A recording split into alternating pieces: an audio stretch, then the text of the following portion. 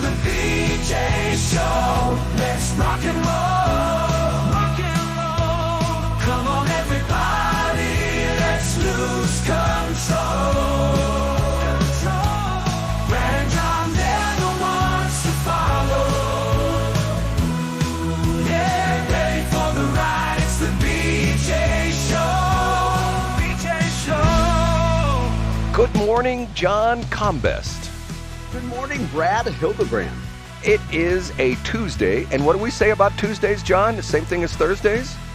Happy birthday, Camellia Peterson. That's what we say on Tuesday, Brad. That's special day today, but normally we say, so happy it's Tuesday. Because You're exactly right. Or so happy it's Thursday. What's the acronym for that? Is it SHOOT? Something close to that. And before I forget, that's my official Salvation Army bell ringing. If you hear the bell ringers out there, put some money in the kettle. It does great for the local community, and you never know when you might be on the receiving end of something from the Salvation Army. So maybe pay it forward, pay it to yourself if things go bad for you, and hopefully they won't. John, this is going to be a truncated show. I always like that word, truncated show. Because what a beautiful word, truncated. It reminds me of a short little guy, or perhaps someone in a wheelchair. Like me?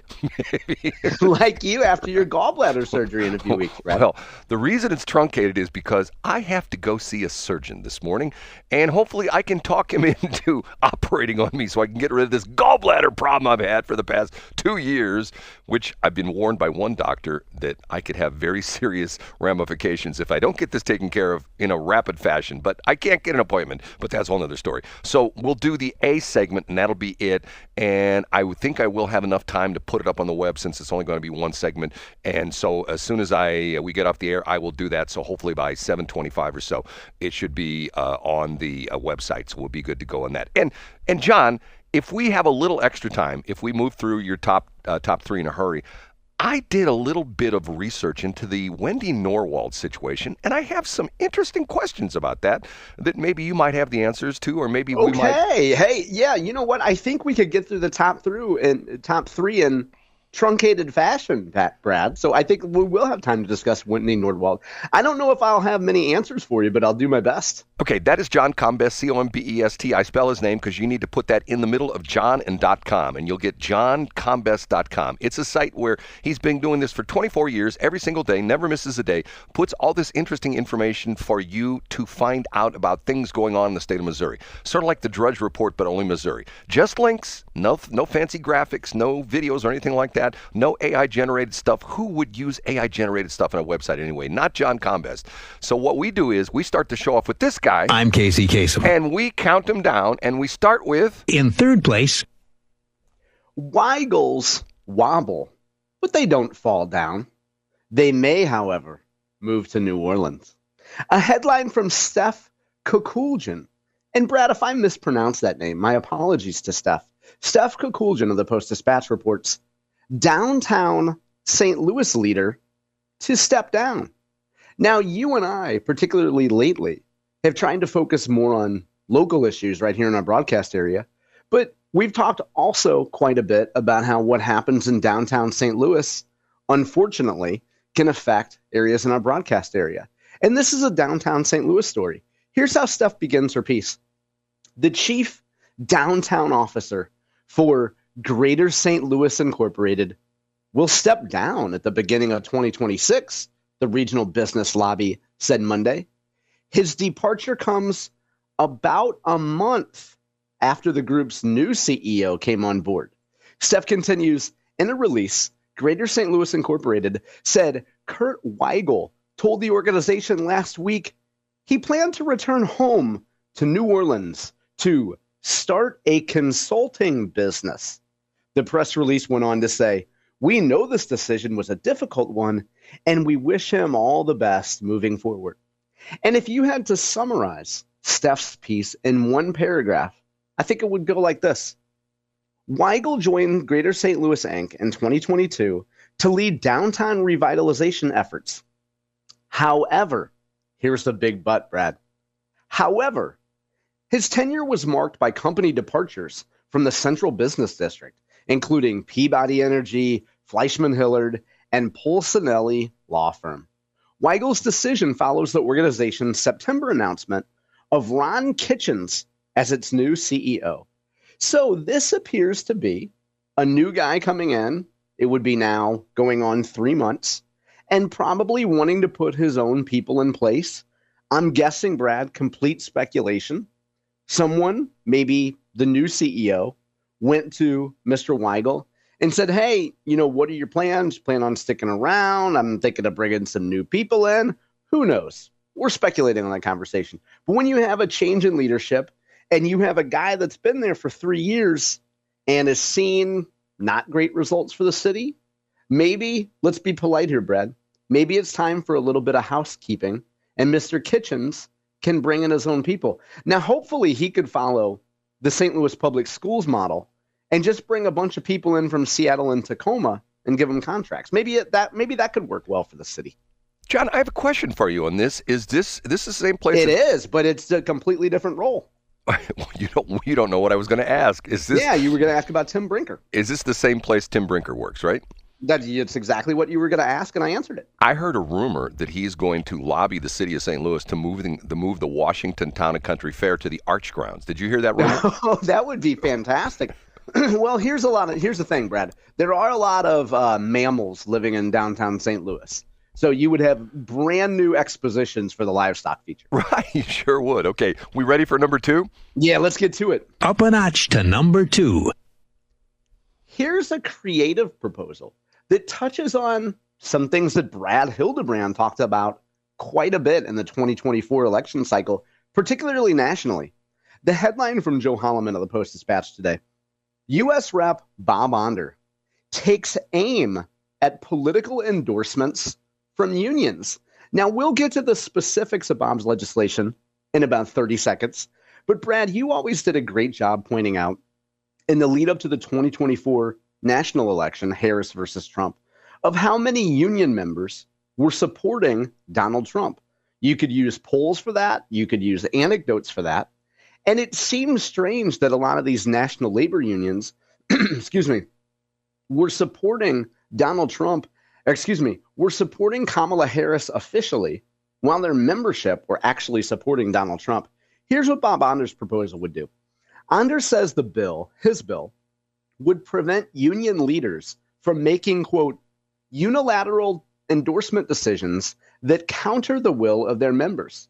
Onder's, quote, labor unions exist to serve their members, not to serve the political interests of their leadership, Onder said in a statement. Excuse me again. Joe Holloman goes on to note that the Teamsters raised political eyebrows in 2024 by contributing $45,000 to the Republican National Committee, the union's first such donation in 20 years. It also gave $5,000 to the U.S. Senate re-election campaign of Josh Hawley. We discussed that quite a bit last fall too, Brad. And if you are a dyed-in-the-wool Democrat, you're maybe an angry progressive at a tiny little coffee shop, and you sit on your laptop and you make a lot of political statements on TikTok and Blue Sky, you're probably outraged that a labor union gave money to Josh Hawley and particularly to the Republican National Committee. And I'm guessing Bob's point here is, hey, there's a lot of good, hardworking union members that voted for Trump. Let's not have them endorse Kamala Harris or AOC or Gavin Newsom without actually polling their members. So, Brad, I think it's a point from Onder that reinforces a lot of what you said last fall. Can I make a comment here, John? Please do. This is a perfect example of the Republicans who claim they want less government, and he's creating more government. I think he's sticking his nose where it doesn't belong. If the unions want to be two-faced, if the unions want to, support the communists, I think they should be allowed to do that. It's their money. And I get what what he's saying. Oh, the membership doesn't like this, but why muddy the waters with a stupid bill? This is like, nothing against Bob Onder. I like the guy. I've talked to him a couple times. I've seen him. Matter of fact, there's a picture of me and him accepting an award along with Shelley with the O'Fallon Chamber of Commerce. It's on the internet as well, too. I have a lot of respect for the guy. He's an MD. He's a JD. But this is the Republicans doing things that they say they don't want to do because they claim they want less government. But what do? They do more government. Brad, you mentioned Bob's multiple degrees. Do you think, yes or no, This is not an essay. Do you think Bob is a smart guy? Oh, I think he's a very smart guy. He's a brilliant guy. Do you think that's why I said no long answers. Do you think that Bob thinks that this bill will become law? It's window. The correct answer is no, and you're looking for a way around it. The answer is no. So this is a symbolic effort on Bob's part to point out the disparity between union endorsements and union membership. Bob doesn't think that this bill is going to go through Congress and become law. Bob's making a point, Brad. And that's what smart guys do. I get that, John, but to the point where he's got other fish to fry. There's other important aspects besides the window dressing of stuff like this. I just think and as we discussed at the beginning of the year, when you were criticizing what you called symbolic legislation from Bob Onder, I pointed to Bob's website and his most recent press releases in which he stood up for the military industry here in St. Louis, among a whole host of other issues. And I said at the time, Brad, I believe it was February when I corrected you, I said that if Bob Onder was only focusing on symbolic legislation, he wouldn't be doing a very good job. Well, John, but Bob somehow has found a way to put out the occasional symbolic press release and also focus on things that matter. And in the last few months, that's been a reactor at the University of Missouri-Columbia, securing earmarks for that.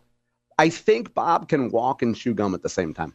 John, I agree with you because I will never forget the press conference I went to where him and Corey Bush held hands at the Boeing plant up in North St. Louis County where they're building the F-18s, and they united and say, we want to keep Boeing right here in North County. They did, and then Corey went to work out at Mark McCloskey's gym. Which you broke that news yesterday, Brad, and I give you credit for that. That was a popular segment. I'll tell you what else is popular. Something that came around last week was story number one. The number one. A headline from environmental reporter Bryce Gray at the Post-Dispatch. Post-Dispatch has all three of our top three stories today. Coldwater Creek got new cleanup cash. But where did it come from? Ooh, a lot of intrigue from Bryce today. Here's how Bryce starts. The federal government made a surprise announcement last week that new funding would boost cleanup of contaminated sites across the country, including Coldwater Creek in North St. Louis County. Now activists say they have tracked the source of that money to a $164 million settlement over the release of radioactive waste at sites in the St. Louis area. Excuse me. And advocates hope that means other area contamination, like at Westlake Landfill in Bridgeton, could see a similar plan for future radioactive cleanup. Now, as Bryce goes on to say, he goes on, and here's where the intrigue comes in. The Corps of Engineers announced last Thursday that $40 million would be going to Coldwater Creek. But the Army Corps of Engineers didn't say where it was coming from. All they would say, according to Army Corps spokesman Jeremy Eidelman, all they would say is, the money came from a legal settlement. But folks who have been tracking these settlements closely pointed out that a year ago, two companies, one called Cotter Corporation, and then the more famous Norfolk Southern Railway, along with Department of Energy, committed to paying a huge sum of money, $165 million, I think Bryce said, regarding the release of hazardous substances at sites in the St. Louis area. So I guess what this means is there was a legal settlement last December. Folks were trying to figure out where that money should go.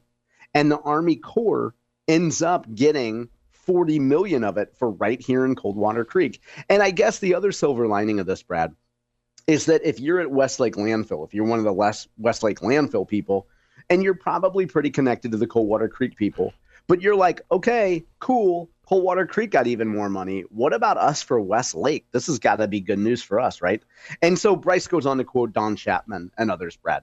But so I guess we finally, thanks to the work of Bryce, or more specifically, thanks to the work of these Missouri Coalition for the Environment and Just Moms STL, tracked that money, and now we know where it came from. You know, I'll say it again. And I know you hear, what did you say when I repeat stuff all the time? DTMTOTS? It's DTMTOTS. Discussed this many times on the show. Brad, what do you think about the federal government creating problems and then not taking accountability for it? John, it's just so disgusting. I mean, you and I being North County boys, I mean, I'm much older than you. I don't know how many people I know who have cancer from North County. Matter of fact, in my own family, there is a family member. I think I've told you that this person has lived in all of the, not at all the zip codes, but every single zip code that this person has lived in is one of the zip codes in the RICA thing. And how the government can do this, and then for decades, for almost close to a century, because we're talking, this happened in the early to mid 40s. Actually, by 44, 45 is pretty much over with well, actually not. Probably not. Yeah, we got to go ahead. So it's 80 years ago? 80 years ago? And they're just now getting around to some of this stuff. And I'm surprised the federal government would ever lie about anything. Yeah, right. I mean, aren't I the one that drove all across the state to get a useless shot in Raymore, Missouri or something, Brad? That was me, John. You're making fun of me. That was you. That's right. You got a COVID vaccine because that was real effective. I drove 1,000 miles, 250 miles back and forth and twice. I would drive 1,000 miles. Brad, tell us your Wendy Nordwald story. Okay. To catch people up on this, Wendy Nordwald used to be the assessor of Warren County. I've had a couple of interactions with her. She was always very nice to me. I mentioned the fact that she was dressed very nicely when most of the people in the Warren County office are not dressed nicely. Not that they're not wearing like sheepskins. I think I said they look like they stepped out of a 1986 JCPenney commercial. You also claim that she flirted with you. She did. I mean, I thought she did. Okay. By the way, Brad, I can't imagine ever publicly saying that a woman flirted with me. I love the fact that you're that braggadocious. I'm not braggadocious. I'm just speaking the piece. Hey, all right. Hey, no, I love it, Brad. I praise you for it. But go ahead. So you've had several interactions with her. What did she get in trouble for, Brad? Okay, but here's the interesting part of it, and here's the thing that I found yesterday, because I did a little research on this, and I found an article on the Highland News Sun that John. Yeah, that's this piece that I quoted yesterday. Okay, but the interesting part of it is it talks about she took the money from the Missouri Assessors Association. It wasn't the actual taxpayer money from Warren County. I said that on the show yesterday. Okay, what is the Missouri Assessors Association? So if you're a county assessor, Brad, or you are a county coroner, or you are a county fill in the blank, there is a group for you. So the county, the assessors group is just we have 114 counties plus the city of St. Louis. So they're a group that gets together. They talk about best practices. They talk about the best way to run your county assessor's office. Yeah, they exist for every county office, Brad. Okay, so what was she doing with the checkbook for that organization? Was she like the treasurer or something like that? Yeah, I think she had a leadership role in it. That's what I mentioned yesterday. She had a leadership role in that group, representing them. So it had nothing to do with she wasn't taking Warren County taxpayer money. See, she was taking money from the association. I've heard this on one other station where they said and maybe this is somebody who wrote the news and didn't properly vet the story. They said, the former assessor has been thrown in jail after stealing taxpayer money from Warren County. And that wasn't the case, correct? She didn't take any taxpayer money. Correct. If you heard that correctly and you remember it correctly and you're portraying it correctly, that statement as you just depicted it would be inaccurate. Yeah. Okay. Now, counties do pay money. I presume, Brad, every county, if you're in Montgomery County or Pettis County, your assessor's office pays an annual fee, I'm guessing $1,000 or $2,000, to be a member of the statewide group, to pay for lodging at 10 Terra and whatever. You know what I mean? Yeah, and to pay for the administrative fees to have 5 full-time people. And then you have people like Wendy who are probably unpaid, but who were in charge of managing the checkbook. Well, she moved down to Florida. She got married. And the interesting thing was, did you also read what her job was in Florida? She lost her job over? Did you hear this story? Yeah, she had her job for a year down in Florida. And then when the revelations came out, so she ended up staying in the role that she took in Florida for a little more than a year. She was the director of the Habitat for Humanity for Polk County, which I thought was interesting. Yeah. Well, I just think it's to me, it's sort of an interesting story. And the thing that gets more interesting to me is it talks about the fact that they had a deal done and all she had to do was give restitution. I think it was $1,400 a month and supply some documents, and she didn't do it. And they kept warning her, look, if you don't keep making your payments, apparently she made some, but she stopped making payments, and she didn't provide the paperwork. They say, we're going to put you in jail. Now, John, if the judge was telling me that if I wasn't making my restitution payments and I wasn't giving the documents that they were giving me, I wouldn't say, oh, he's just a nice old judge. He's not going to do anything to me. He did. He threw her in jail. And that's what. And the judge here said, this isn't a game that we're playing. Yes. The order was entered in July, and here we are in December. And I love this quote. You can't just wait until everybody is inconvenienced and brought back to court before you comply with my order. So, Brad, you probably saw in the St. Louis Post-Dispatch thing that her attorneys, they wanted to get it waived. They wanted to get and it was a female judge. They wanted to get the contempt order waived because they were like, hey, she brought all of she has all of her documents today. She's got a bunch of documents today. And the judge is like, yeah, but I asked for these a long time ago. And as if I understand the story, the judge essentially said, bailiff, put her in handcuffs, and they took her right off the jail. Isn't that how the story goes? Yeah, took her right to the pokey. Yes, where Sean Hayes used to hang out in the Warren County Jail out there. To me, it's just a bizarre story. I mean, if you get caught with your hand in the cookie jar, and you do, I think she did originally. Didn't she do like 4 months time originally? Wasn't that the deal? Originally, she served 4 months or something like that. Yeah, I think so. I don't remember exactly what it was. And then she got out on probation. The probation was she made her payments and she kept with the paperwork and stuff like that. Why would you not do that? I don't understand that. You think that once you I don't know, Brad. And as I read it, because the judge wanted documents, the latest request is for documents from 2017 forward, like up to 2021. And I guess the period of alleged theft or actual theft had been 2011 to 2020. My guess is the paperwork that she has, my speculation, is whatever she has in her bank records from 2017 on, including her federal tax filings, are so bad and show so much theft that it would make the situation even worse. But I don't know. So that's just complete speculation. Like, there's got to be a reason why she hasn't shown the receipts from like the last 8 years. Like, I just think I read that and thought, wow, she's still hiding stuff. Well, yeah, you might be right. I just don't quite understand it.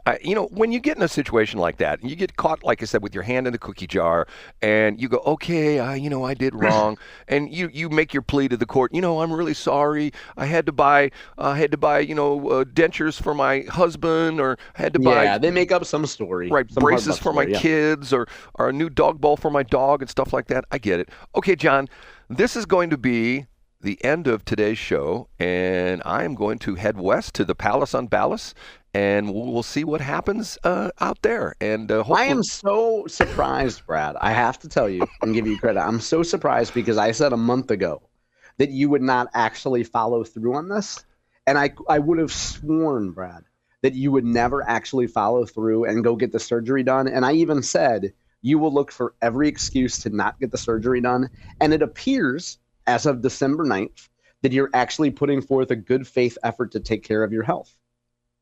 Well, for a guy who's 90 years old and 1 foot in the grave and 1 foot in the banana peel, you know what? I'm trying to squeak out every day I can. You know what I'm saying, John? I love that, Brad. Okay. Well, good luck today. We'll see you tomorrow at 8 a.m. Okay.